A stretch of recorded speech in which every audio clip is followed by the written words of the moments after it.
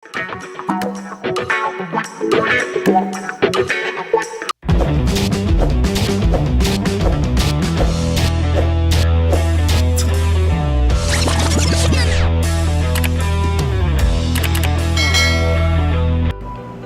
everyone! Welcome to MADZY21 Vlogs. By the way, my name is Mitch. And for today's video, kailangan nyo po itong malaman before po kayo mag-upload ng inyong mga vlogs sa inyong YouTube channel.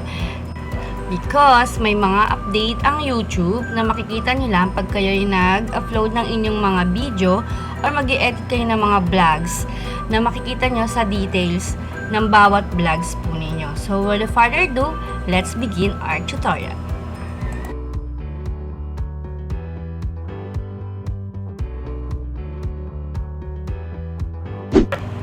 For uploading video, click nyo po yung create video.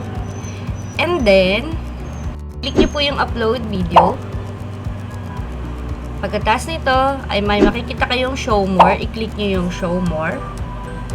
Sa show more, dito po makikita yung details sa bago sa YouTube. Ayun po yung short permission. Naka-check na po ito na blue. Automatic naka-check na po ito.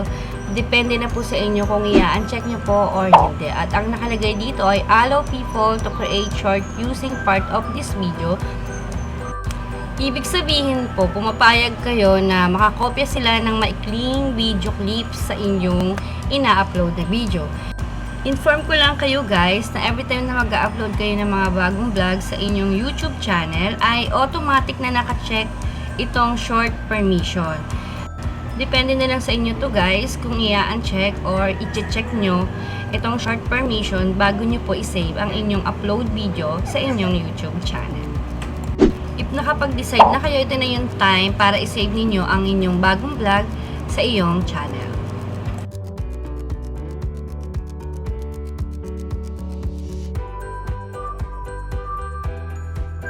For editing naman sa mga video nyo na nakalagay na sa inyong channel ay kailangan nyo po itong isa-isahin dahil walang nakalagay sa setting na bulk na matatanggal lahat ng nakalagay na short permission sa bawat vlogs po ninyo. Kailangan po talaga nyo siyang isa-isahin na matanggal. At ituturo ko sa inyo kung paano ito i-edit.